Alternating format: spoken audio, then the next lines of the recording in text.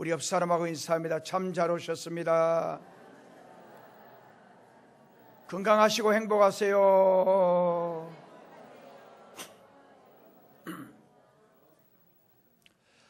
봄이 왔어요. 봄. 그래서 옛날 노래 봄이 왔네 봄이 와. 봄은 다 어디 오느냐? 산에도 오고 들에도 오고 처녀들의 가슴에도 봄이 오고, 그리고 우리 모두에게 봄이 왔다. 봄은 굉장히 기쁨을 말하는 거예요. 우울하고 답답하고 힘들고 억눌려 있던 데서 봄이 왔다. 이건 좋은 거예요. 우리 심령에도 봄이 왔다. 이것은 얼어붙고 그리고 여러 가지 우울하던 우리 마음속에 봄이 와서 우리를 약동하고 생동감 있게 해주는 그러한 계절이 바로 봄이고, 봄은 어떻게 보면 기쁨을 말하기도 하는 것입니다. 오늘 여기 8절 말씀을 보시면 8절에 그 성에 큰 기쁨이 있더라. 자, 오늘 여기 보면 4절에는 그 흩어진 사람들이 두루 다니며 복음의 말씀을 전할세. 여기 흩어진 사람들이란 정말 왜 흩어졌느냐?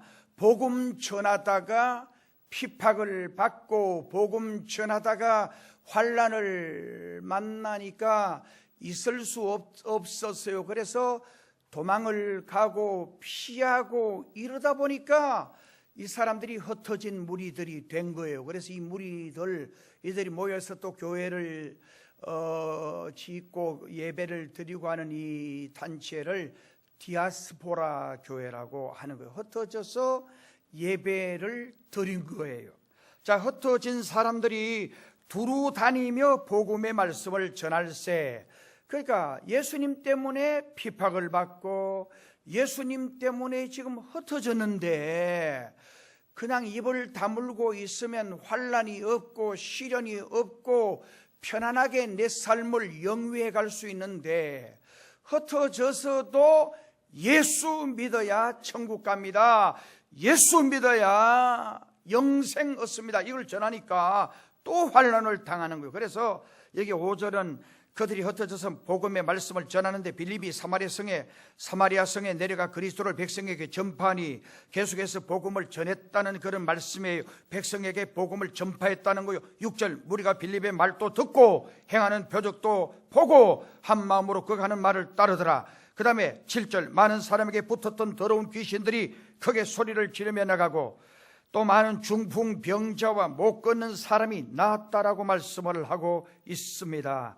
자, 여기 이 말씀을 보면 복음을 전할 때에 기적이 일어나는 거예요. 정말 복음을 전할 때에 능력이 나타나는 거예요. 그래서 우리 예수 믿는 사람은 우리 이 복음은 말에 있지 아니하고 능력에 있다라고 말씀을 합니다.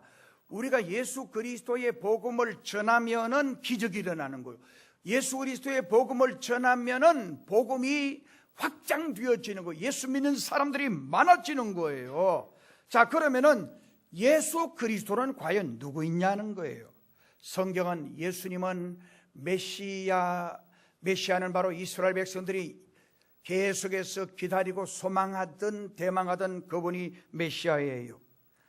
예수 그리스도는 누구예요? 오늘 저와 여러분을 구원해 주는 구속자예요. 구원자예요. 예수 그리스도는 누구십니까? 예수님의 이름은 권세가 있어요. 그 이름 권세가 얼마나 대단하냐. 옛날 우리가 복음성가를, 요즘은 그걸 부르는 거 잘 못 봤는데, 옛날 제가 우리 중고등학교 다닐 때에도 예수 이름으로 마귀는 쫓긴다, 예수 이름으로 병만은 물러난다, 예수의 이름의 권세가 얼마나 큰가를 굉장히 노래를 복음성을 통해서 많이 불렀던 것을 기억합니다. 예수 그리스도의 이름만 들어도 귀신은 벌벌 떨게 되고, 예수 그리스도의 강한 역사가 나타날 때에 악령의 권세는 떠나게 되는 것입니다. 귀신이란 뭐냐? 정말 신약 성경에 귀신이란 말이 123번이나 기록이 되어져 있어요. 여러분, 오늘 교회 다니는 사람들 하나님이 있다라고 믿어요. 예수님을 믿으면 구원받는다고 믿어요. 그런데 교회 다니면서도 목사님, 귀신이 어디 있어요? 귀신을 본 적도 없고 귀신의 음성을 들어본 적도 없고 귀신을 만져본 적도 없으니까 귀신이 없다라고 말하는 사람들이 있어요. 여러분, 성경은 반드시 귀신이 있다, 귀신이 존재한다, 이걸 말하고 있어요. 우리 육으로 보이는 것만 다가 아니에요. 하나님도 우리 눈에 보이지 않습니다. 하나님의 음성이 우리 귀에 들려오지 않습니다. 하나님이 우리 손으로 만질 수 없습니다. 그런데 하나님은 존재하시는 거예요. 성령님도 인격적으로 존재하시는 거예요. 귀신도 존재한다라고 분명히 성경은 말씀을 하고 있습니다. 우리는 귀신의 정체를 잘 알아야 귀신을 이길 수가 있습니다. 귀신이 성경에 보면 사람의 마음에 들어가면 사람이 악해져요. 귀신이 가정에 들어가면 귀신은 가정을 파괴시켜요. 귀신이 교회에 들어오면 교인들을 이간질시키고 평화를 깨트려요. 그리고 불순종의 영으로 역사를 해요. 그래서 여러분, 교회도 보면 진리의 말씀, 생명의 말씀, 선한 하나님의 말씀은 별로 잘 따르려고 하지 않아요. 그런데 정말 이간질시키고 그 다음에는 막 이렇게 그런 데는 이렇게 관심을 두고 그렇게 하는 분들이 많아요. 그러니까 이게 얼마나 이게 문제인가 하는 걸 우리가 알아야 돼요.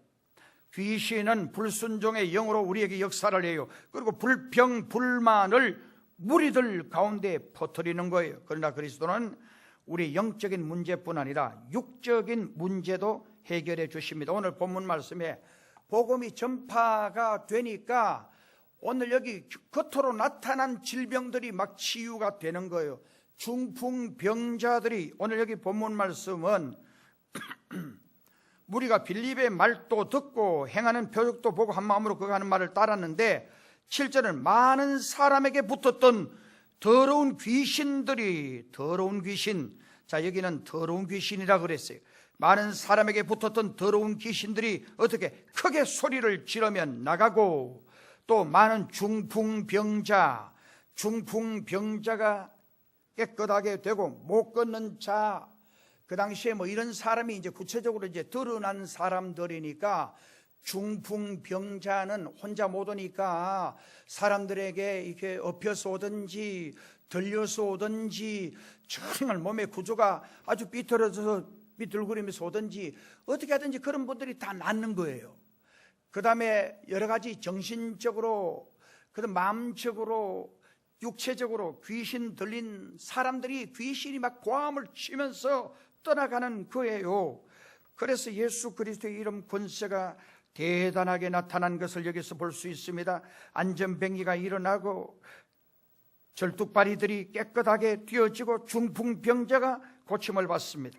주님은 세상에 계실 때에 많은 병자들을 고쳐주셨습니다. 심지어 썩은 냄새가 나는 나사로야 일어나라! 명령하니까 죽어 썩은 냄새가 난 나사로도 일어나게 된 것을 봅니다.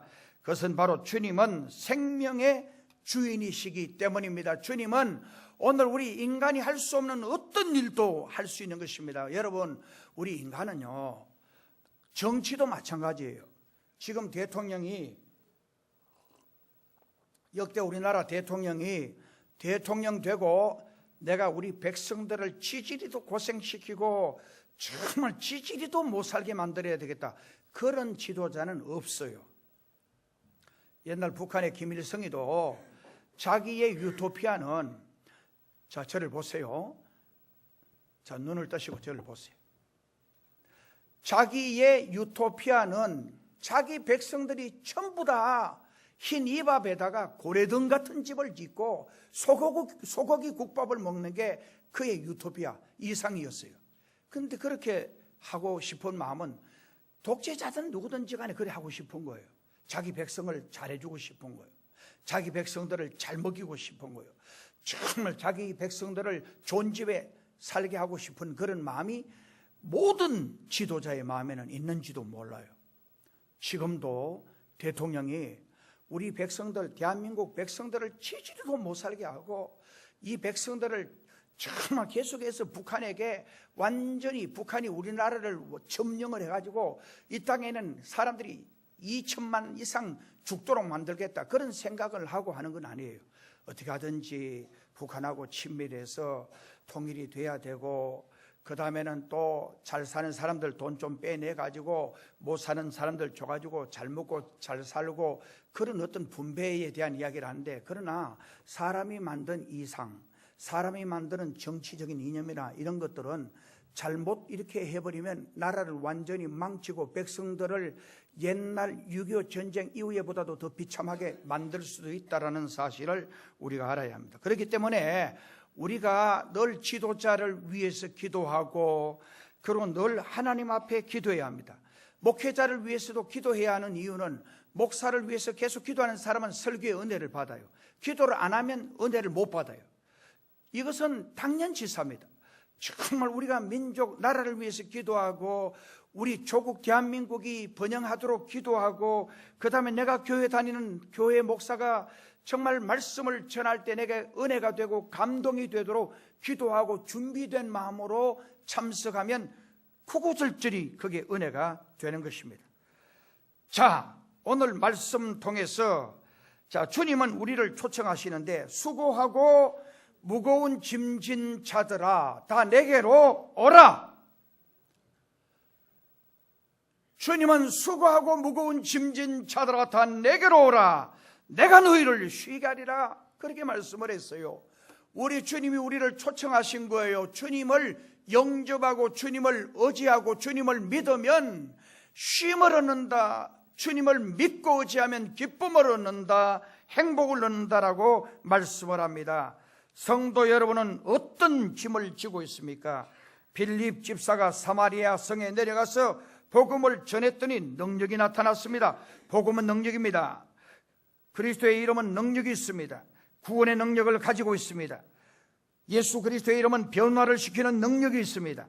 사람이 사람답게 사는 길은 무엇입니까?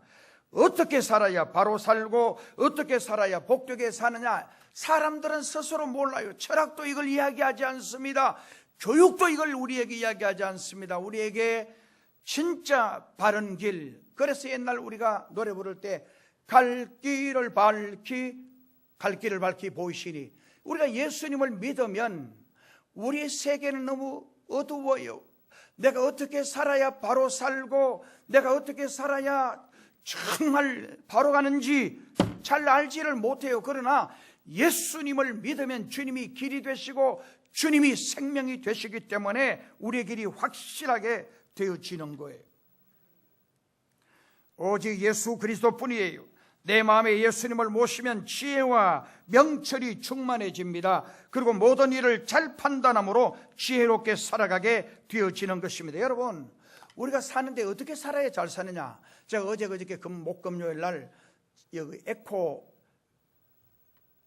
뭐라 그랬어요? 에코 프로 AM인가 이런 신종 막 엄청나게 지금 떠오르는 기업이에요. 내 후배인데 2년 후배인데 이분이 미래에 대해서 정말 생각한 거예요. 미래에 대해서 뭔가 정말 관심을 가지고 도전한 거예요. 집이 어렵고 가난해서 고등학교 나오고 그 다음에 은행에 근무하다가 공부를 야간 대학을 해서 공부를 하면서 미래에 대해서 이 꿈을 꾼 거예요. 미래에 대해서 어떻게 할까? 그래서 여러분 지금 핸드폰 있죠. 핸드폰에 그 충전기. 그러니까 이분은 옛날 이제 1차 전지는 그 다음에 그냥 전지 여러분 한번 쓰고 버리는 전지고 2차 이제 그게 미래에 대한 어떤 그 전지는 버리는 게 아니고 충전해서 쓰는 거. 이걸 이제 개발을 해가지고 시작을 하는데 이분이 이제 핸드폰이라든지 집안에 진공청소기 돌아가면서 충전해가 두면은 지가 돌아가면서 청소하는 거, 그다음 자동차 배터리 정말 충전해서 쓰는 거, 이걸 지금 세계에 이걸 세계 50%를 이 회사가 전부 다 하는 거예요. 돈을 수조를 번 거예요. 수조를. 한국에 지금 한 20대 기업으로 아마 성장한 걸로 알고 있어요.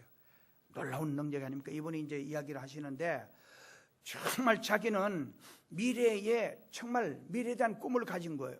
미래에 대한 도전을 한 거예요. 그 미래에 대한 관심을 가지고 도전을 하니까 이런 어떤 아이디어가 생기게 된 거예요. 그래서 지금 현재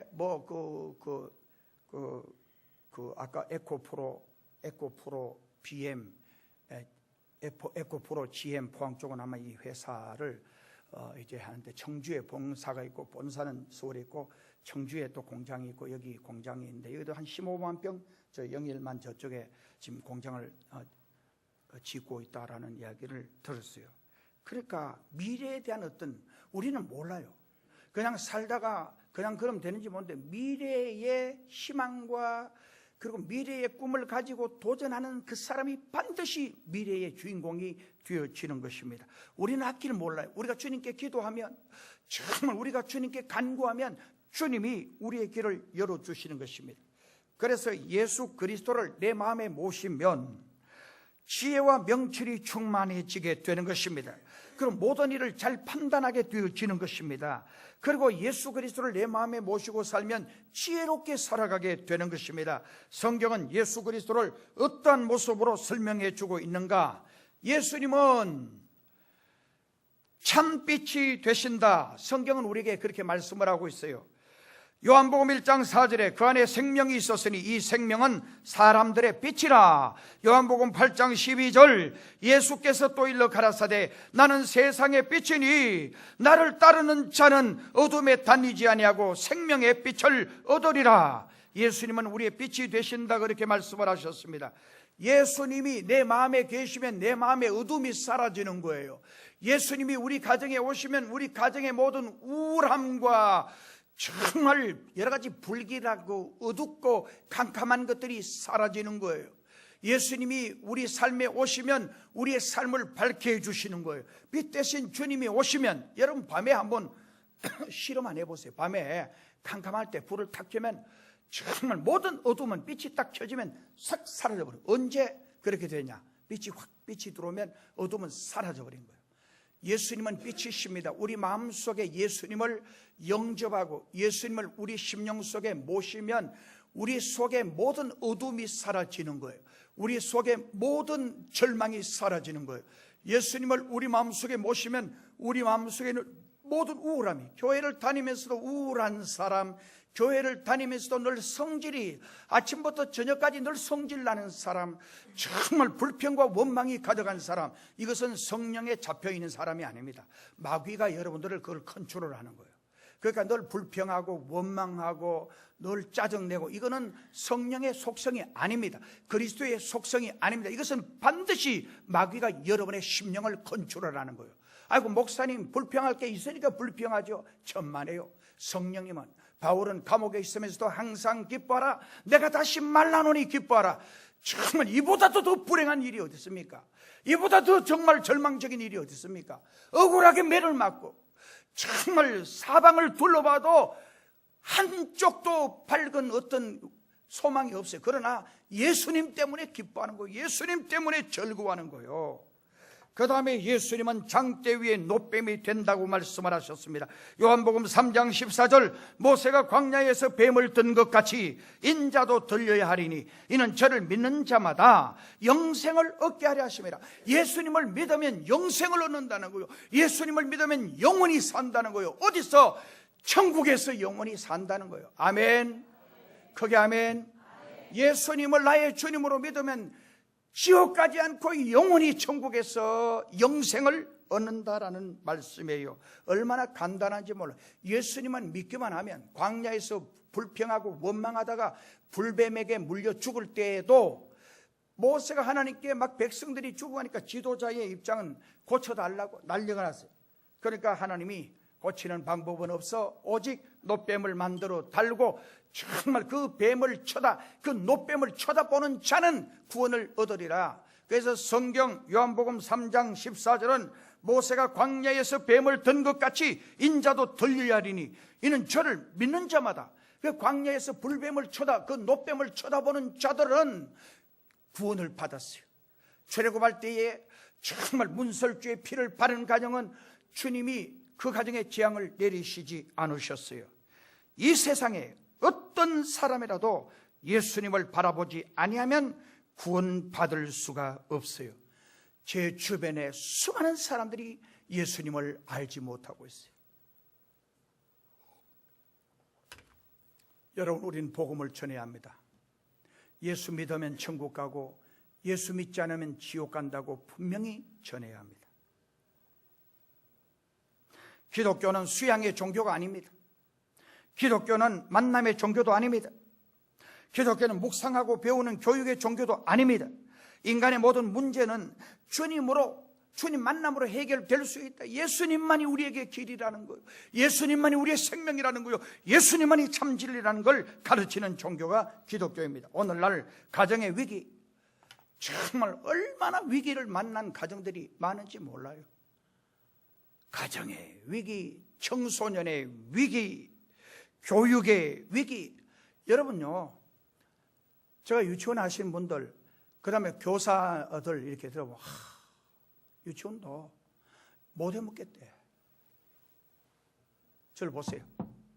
전부 다 교실 안에 뭐 있나? CCTV를 다 장치해놓고, 그래 엄마들이 늘 직장 갔어도 핸드폰으로 지 잘 노는 거 보고 있다가 애가 혼자 따로 저 있고 다른 애들 다 이쪽에 20몇 명 이쪽에 있는데 지 애만 혼자만 저쪽에 있었다면 금방 전화가, 선생님 우리 왜 혼자 놔둬요? 선생님들도 막 열불이 나가지고 못 해먹겠다는, 선생들이 스트레스가 돼가지고. 초등학교는 CCTV 안 설치해놨죠? 해놨어요? 안 해놓은 거 감사하세요. 여러분요, 얼마나 어려운지 몰라요. 유치원 교사도 어렵대요. 정말 선생님이 애들 잘못했다고, 우리 어릴 때는 선생님이 어째 팼냐, 반 죽도록 팼어요. 잘못하면. 그럼 맞고 집에 가서 말도 못, 말하면 또 네가 잘못해가 맞았다고 엄마 아버지한테 또 혼났어요. 그러니까 선생님한테 얻어맞고 집에 가서 또 말 못하고 했다면 또 얻어맞으니까, 그러니까 맞고도 가만히 있어야 돼요. 요즘은요, 선생님이 때리지를 못해요. 잘못해서 채찍으로 때리면 난리가 나요. 선생님들도 못 해먹겠대요. 애들도 그렇게 애들이 뭐 하든 말든 놔둬버리는 거예요. 놔둬버리니까 지도를 안 하니까. 여러분, 자유롭게 살면 너무 좋은 것 같죠? 완전 길들여지지 않는 야생마예요. 야생마는요, 준마가 되려면 자꾸 그 위에 사람이 자꾸 막 훈련을 시키는 거예요. 그래야 그게 명마가 되고 준마가 되는데 정말 그냥 놔둬버리는 거예요. 그러니까 이거 완전히 야생마처럼 길들여지지 않는 이 젊은이들이 앞으로 어떻게 되게 청소년의 위기 심각합니다, 여러분. 요즘 우리 방송에 보면 전부 다 위기, 교육의 위기, 경제의 위기. 경제가 너무 지금 어렵다는 거예요. 지금 경제가 엄청 어렵대요. 그 다음에 정치가 지금 너무 여와 야의 어떤 그 정쟁이 아니고 지금 우리나라 전체는 이념의 심각한 갈등으로 지금 고민하고 있습니다. 이게 보통 문제가 아닙니다. 자, 이게 보통 위기가 아닙니다. 그래서 오늘 여러분 지난주에도 말씀했습니다마는 미세먼지요, 이게 보통 재앙이 아니라는 거예요. 이 재앙 수준이라는 거예요. 이거 재앙 수준이라는 거예요. 보통 문제가 아니에요. 여러분, 우리 인간은 하나님을 떠나서 문제를 해결하려고 하면 문제는 계속 꼬이는 거예요. 여러분들이 자신의 문제, 가정의 문제, 자녀의 문제, 삶의 문제를 정말 여러분들이 교육으로 해결하려고 하고, 여러분들이 정치적으로 해결하려고 하고, 여러분들이 어떤 지혜와 자기 어떤 지식으로 해결하려고 하면 안 되는 거예요. 안 되는 거예요. 오직 길은 주님께 있어요. 주님이 이 나라를 해결해 주셔야 돼요. 주님이 내 문제를, 여러분 마음대로 돼요. 바울도, 그 유명한 위대한 사도 바울도 오라 나는 곤고한 사람이로다. 이 사망의 몸에서 누가 나를 건져내랴. 왜 이렇게 한지 아세요? 정말 바울이 주님을 만나고 선하게 살려고 하고, 옛날 율법시대 때는 외형적으로 그렇게 살려고 했어요. 근데 예수님을 만나고 난 후에 이제는 외형적인 게 아니야 내면적인 것으로 들어오게 된 거예요. 내면에서, 자기 내면에서 싸우는 거예요.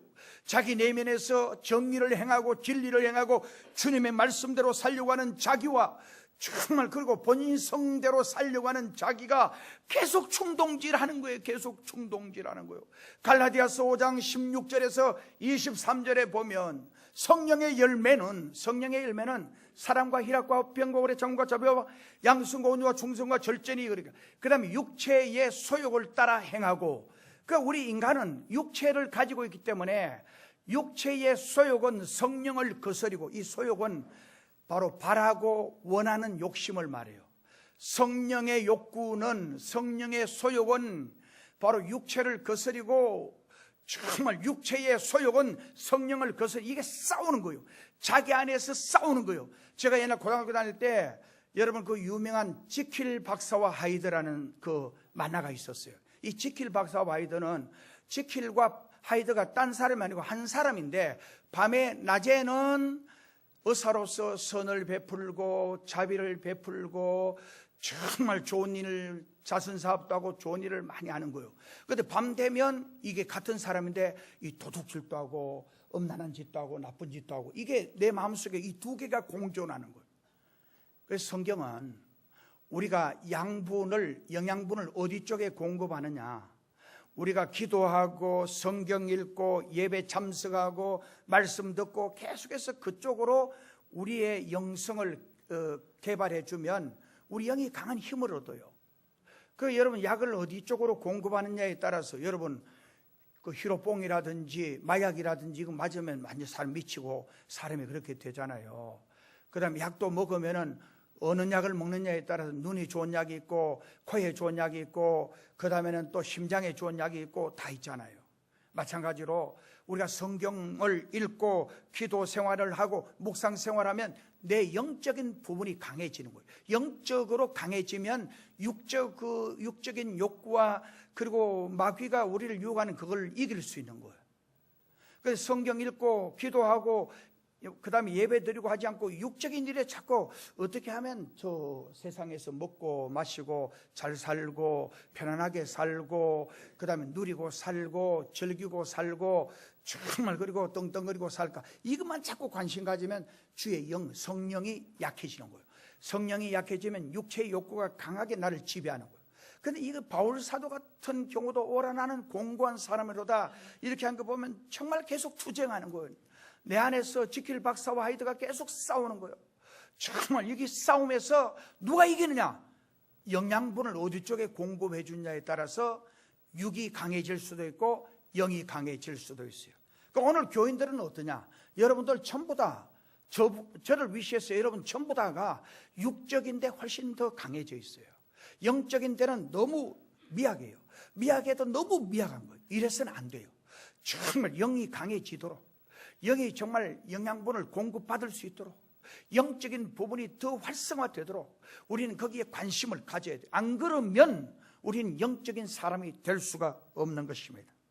자, 예수님은 생수가 되신다고 말씀을 하셨습니다. 동서고금을 막론하고 인간은 늘 목말라요.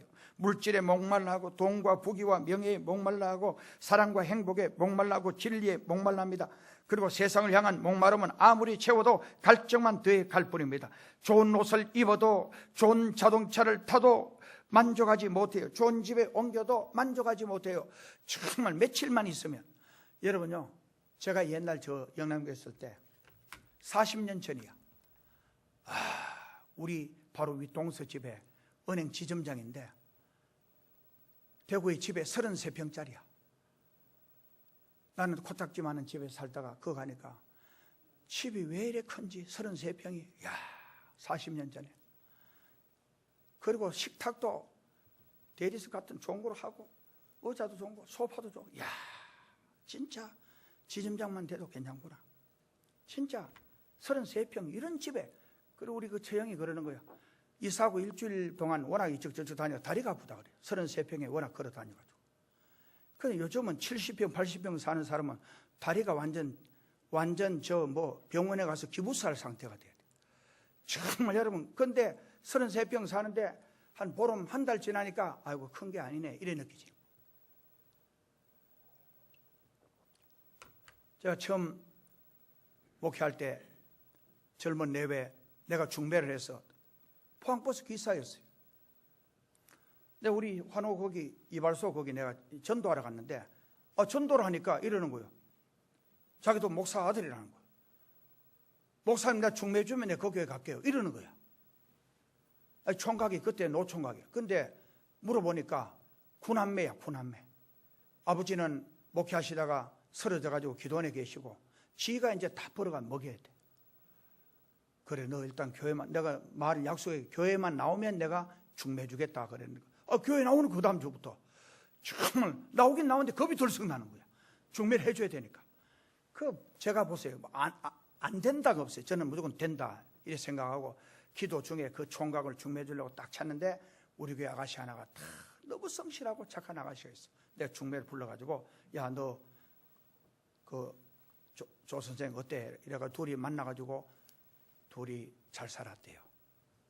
결혼해가지고 그래가지고 처음에 가니까 집이 요 환호 여기 명지탕 넘어가는데 집이 어떤 집에 가면 이래요. 방 한 칸에 그 오빠 밑에 엄마도 있는데 그 집에 이제 오빠 밑에 있던 딸이니까 얼마나 얘도 빨리 출가하고 싶은 욕심이 있었겠어요. 얼마나 애가 성실하고 착한지 내가 그 둘이 만나서 이거 볼 것도 없어. 그 둘이 좋대요. 결혼했어요.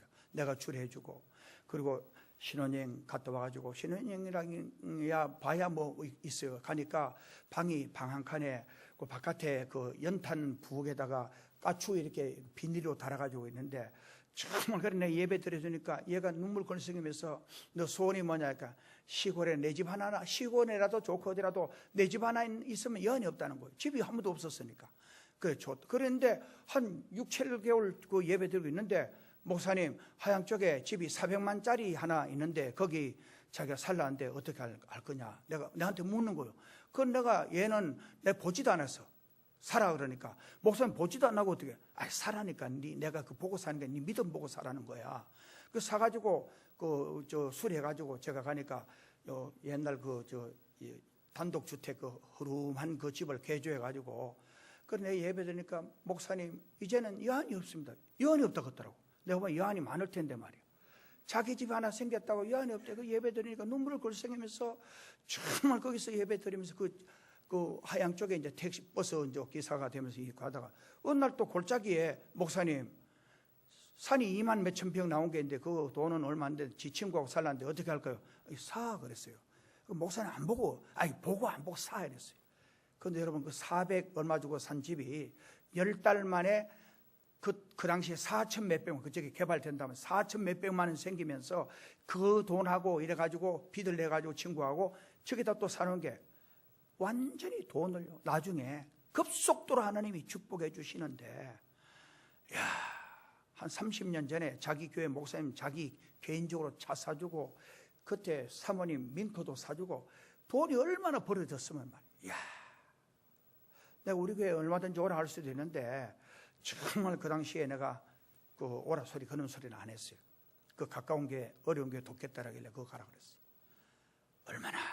얼마나 돈을 많이 버는지 집이 나중에 이제 가끔씩 내가 주례돼 줬으니까 인사하라 소고기하고 수북 사들고는 결혼 기념일을 찾아와요. 오면은 목사님 집이 벌써 그때 집이 몇 채나 되더라고요. 하나님이 복 주시면 된다.